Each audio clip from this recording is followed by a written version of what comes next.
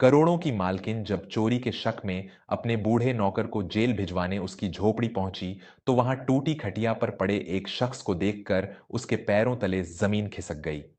नमस्कार दोस्तों, मैं हूं विवेक वर्मा और वर्मा स्टोरीज के एक नए और दिल को छू लेने वाले अध्याय में आपका स्वागत है। आज की कहानी सिर्फ एक कहानी नहीं है, बल्कि इंसानी भावनाओं, अहंकार के टूटने और उस निस्वार्थ सेवा की एक ऐसी गाथा है जिसे सुनकर शायद आपकी आंखों से भी आंसू छलक उठेंगे। शहर के बीचों बीच खड़ी स्वर्णगिरी हवेली सिर्फ ईंट और पत्थर का ढांचा नहीं थी, बल्कि वह शहर की सबसे रसूखदार और अमीर महिला श्रीमती कौशल्या देवी के रुतबे का प्रतीक थी। कौशल्या देवी के पति का देहांत कई वर्ष पहले हो चुका था और उनके पीछे छूट गया था करोड़ों का व्यापार और असीमित संपत्ति। लेकिन उस विशाल हवेली में कौशल्या देवी बिल्कुल अकेली थीं। उनकी आंखों में हमेशा एक कड़कपन और स्वभाव में एक अजीब सा रूखापन रहता था। उनके लिए दुनिया में पैसे और हैसियत से बढ़कर कुछ नहीं था। कौशल्या देवी का एक इकलौता बेटा था, अभिनव। अभिनव स्वभाव से अपनी मां के बिल्कुल विपरीत था। उसे व्यापार और पैसों की अंधी दौड़ में कोई दिलचस्पी नहीं थी। वह एक चित्रकार बनना चाहता था, अपनी कला के जरिए दुनिया में रंग भरना चाहता था। लेकिन कौशल्या देवी को यह मंजूर नहीं था। उनका मानना था कि कला गरीबों का शौक है और उनके रसूखदार घराने के वारिस को यह शोभा नहीं देता। इसी वैचारिक मतभेद के कारण आज से लगभग 7 साल पहले मां बेटे में एक भयंकर विवाद हुआ था। कौशल्या देवी ने अपने अहंकार में आकर अभिनव को घर से बाहर निकाल दिया था। उन्हें लगा था कि 2 दिन की ठोकरें खाकर उनका बेटा वापस लौट आएगा, लेकिन अभिनव ऐसा गया कि फिर कभी मुड़कर नहीं देखा। सालों बीत गए। कौशल्या देवी ने अपने बेटे की कमी को अपने गुस्से और अहंकार के पीछे छिपा लिया। उन्होंने मान लिया था कि उनके लिए उनका बेटा मर चुका है। इसी हवेली में एक बूढ़ा नौकर काम करता था जिसका नाम था दीनानाथ। दीनानाथ की उम्र 60 के पार थी। शरीर हड्डियों का ढांचा मात्र रह गया था, लेकिन वह हवेली के बगीचे से लेकर साफ सफाई तक का सारा काम पूरी लगन से करता था। कौशल्या देवी बात बात पर उसे ताने मारती, उसका अपमान करती, लेकिन दीनानाथ कभी पलटकर जवाब नहीं देता। वह चुपचाप अपनी सूखी आंखों से जमीन की ओर देखता रहता और अपना काम करता। पिछले कुछ हफ्तों से कौशल्या देवी को हवेली में कुछ अजीबोगरीब चीजें महसूस हो रही थीं। कभी रसोई से रात का बचा हुआ खाना गायब हो जाता, तो कभी भंडार गृह से महंगे कंबल। कौशल्या देवी ने इसे गंभीरता से नहीं लिया, लेकिन हद तो तब हो गई जब एक दिन उनके कमरे की दराज से 10,000 रुपये नकद गायब मिले। कौशल्या देवी का शक सीधा दीनानाथ पर गया और उनका यह शक यकीन में तब बदल गया जब अगले ही दिन दीनानाथ काम पर नहीं आया। कौशल्या देवी के भीतर का अहंकार और क्रोध ज्वाला बनकर भड़क उठा। इस 2 कौड़ी के नौकर की इतनी हिम्मत कि जिस थाली में खाए उसी में छेद करे। आज मैं उसे पुलिस के हवाले करके ही दम लूंगी। कौशल्या देवी ने अपने चालक माधव को आवाज लगाई। माधव, गाड़ी निकालो। आज इस चोर दीनानाथ की बस्ती में चलकर उसकी असली औकात उसे दिखाती हूं। माधव चुपचाप गाड़ी ले आया। चमचमाती हुई महंगी गाड़ी जब शहर के बाहरी किनारे पर बसी रामपुर बस्ती की तंग, कीचड़ भरी और बदबूदार गलियों में पहुंची, तो कौशल्या देवी ने घृणा से अपनी नाक पर रेशमी रुमाल रख लिया। चारों तरफ गरीबी का नंगा नाच था। नंगे पैर दौड़ते बच्चे, बजबजाती नालियां और खपरेल की टूटी हुई झोपड़ियां। गाड़ी एक जर्जर झोपड़ी के सामने जाकर रुकी। झोपड़ी का दरवाजा टिन की एक पुरानी चादर से बना था। कौशल्या देवी गाड़ी से उतरी और गुस्से में उस टिन के दरवाजे को जोर से धक्का देकर अंदर घुस गईं। अंदर का नजारा देखकर एक पल के लिए उनके कदम ठिठक गए। झोपड़ी में मुश्किल से दिन की रोशनी पहुंच पा रही थी। सीलन और दवाइयों की तीव्र गंध हवा में घुली हुई थी।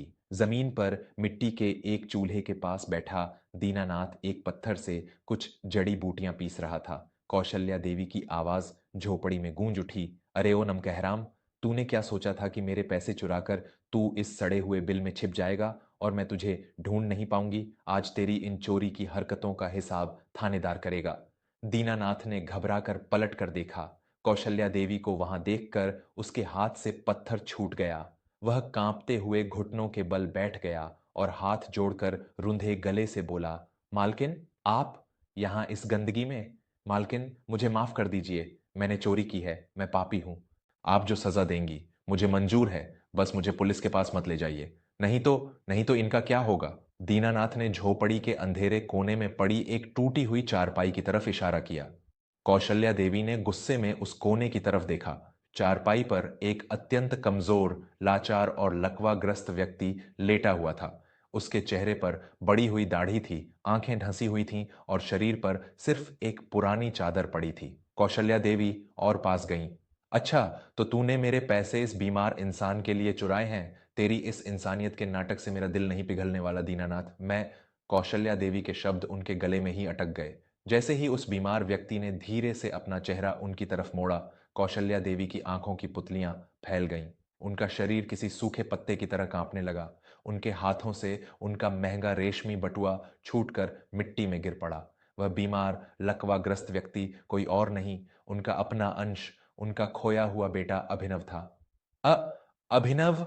कौशल्या देवी के मुंह से एक कांपती हुई चीख निकल गई। अभिनव ने अपनी मां को देखा और उसकी बेजान आंखों से आंसुओं की धारा बह निकली। उसने शर्म और पीड़ा से अपना चेहरा दूसरी तरफ मोड़ लिया।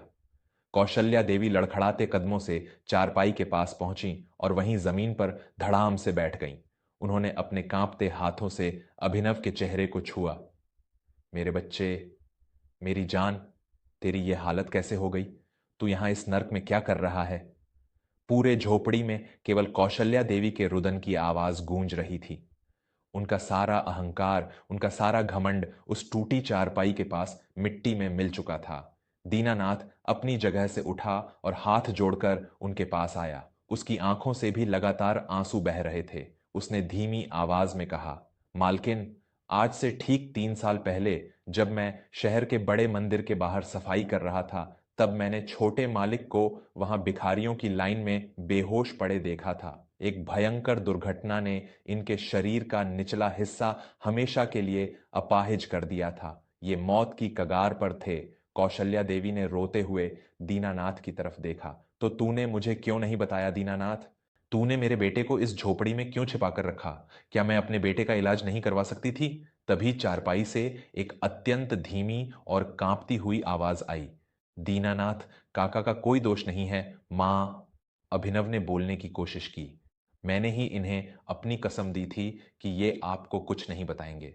कौशल्या देवी ने अभिनव का माथा चूमते हुए कहा, पर क्यों मेरे लाल? क्यों तूने अपनी मां से इतनी बड़ी बात छिपाई? अभिनव की आंखों से पश्चाताप के आंसू बह रहे थे। क्योंकि मां, मैं जानता था कि आप हमेशा से एक सफल और रसूखदार बेटा चाहती थीं। मैं अपने सपनों का पीछा करते हुए हार गया, टूट गया। मैं आपके उस विशाल महल में एक अपाहिज, एक हारे हुए इंसान के रूप में वापस जाकर आपके रसूख को दाग नहीं लगाना चाहता था। मैं अपनी नज़रों में इतना गिर चुका था कि मुझे लगा इस गुमनामी की मौत से बेहतर मेरे लिए कुछ नहीं। दीनानाथ ने सिसकते हुए आगे कहा, छोटे मालिक ने मुझसे वचन लिया था मालकिन, इसलिए मैं इन्हें यहाँ ले आया। मेरी पगार से इनके रोज के खाने और दर्द की दवाइयों का खर्च पूरा नहीं हो पा रहा था। इसलिए मैं हवेली से बचा हुआ खाना चुराने लगा। सर्दियों में आपके भंडार गृह से इनके लिए कंबल चुराया, लेकिन परसों रात इनकी हालत बहुत बिगड़ गई। वैद्य जी ने कहा कि एक बहुत महंगी सुई लानी पड़ेगी, वरना ये सुबह का सूरज नहीं देख पाएंगे। मेरे पास कोई चारा नहीं था मालकिन। मैंने अपनी पूरी जिंदगी में कभी एक पाई की बेईमानी नहीं की, लेकिन छोटे मालिक की जान बचाने के लिए मुझे आपकी दराज से पैसे चुराने पड़े। मुझे जेल भेज दीजिए मालकिन, मैं चोर हूं। दीनानाथ की बातें सुनकर कौशल्या देवी का हृदय किसी आईने की तरह टूटकर चकनाचूर हो गया। जिस नौकर को वह दिन रात गालियां देती थीं, जिसे वह कीड़े मकोड़े के समान समझती थीं, उस गरीब इंसान ने उनके बेटे की जान बचाने के लिए खुद पर चोरी का कलंक लगा लिया था। और वह खुद करोड़ों की मालकिन होकर भी अपने अहंकार के कारण अपने ही बेटे को खो चुकी थीं। कौशल्या देवी जमीन से उठीं और सीधे जाकर दीनानाथ के पैरों में गिर पड़ीं। दीनानाथ घबराकर पीछे हट गया। अरे मालकिन, यह क्या अनर्थ कर रही हैं आप? मेरे पाप मत बढ़ाइए। कौशल्या देवी फूट फूट कर रोते हुए बोली, तू नौकर नहीं है दीनानाथ, तू साक्षात देवता है। तूने वो किया है जो शायद एक सगी मां भी नहीं कर पाती। तूने अपने सम्मान की परवाह न करते हुए मेरे बेटे की रक्षा की। मुझे माफ कर दे मेरे भाई, इस अंधी और घमंडी औरत को माफ कर दे।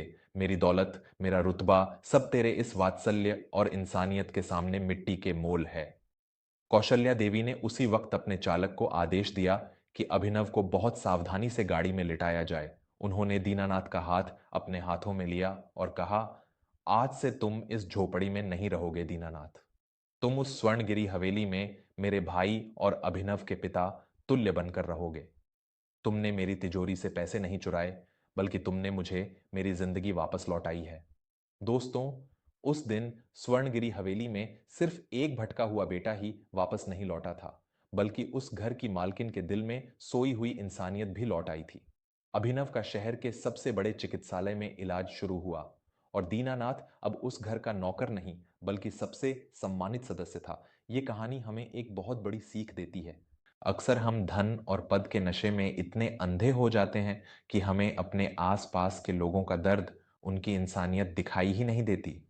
हम कपड़ों और हैसियत से लोगों को तौलते हैं, जबकि असली अमीरी तो उस इंसान के दिल में होती है जो किसी दूसरे के दुख को अपना समझ ले। दीनानाथ के पास दौलत नहीं थी, लेकिन उसके पास दया और प्रेम का जो खजाना था, वह कौशल्या देवी के करोड़ों रुपयों से कहीं ज्यादा कीमती था। हमें कभी नहीं भूलना चाहिए कि इंसानियत ही दुनिया का सबसे बड़ा धर्म है और अहंकार किसी भी इंसान के पतन का सबसे बड़ा कारण। अगर आज की इस कहानी ने आपके दिल को छुआ हो, तो इसे अपने दोस्तों और परिवार के साथ जरूर साझा करें। हो सकता है आपकी यह छोटी सी कोशिश किसी के दिल के अहंकार को पिघला दे। आपको यह कहानी कैसी लगी, मुझे कमेंट्स में जरूर बताइएगा। मैं विवेक वर्मा आपसे विदा लेता हूं। जल्द ही मिलूंगा वर्मा स्टोरीज पर एक और ऐसी ही प्रेरणादायक कहानी के साथ। तब तक खुश रहिए, अपनों का सम्मान कीजिए और अपने भीतर की इंसानियत को हमेशा जिंदा रखिए। धन्यवाद।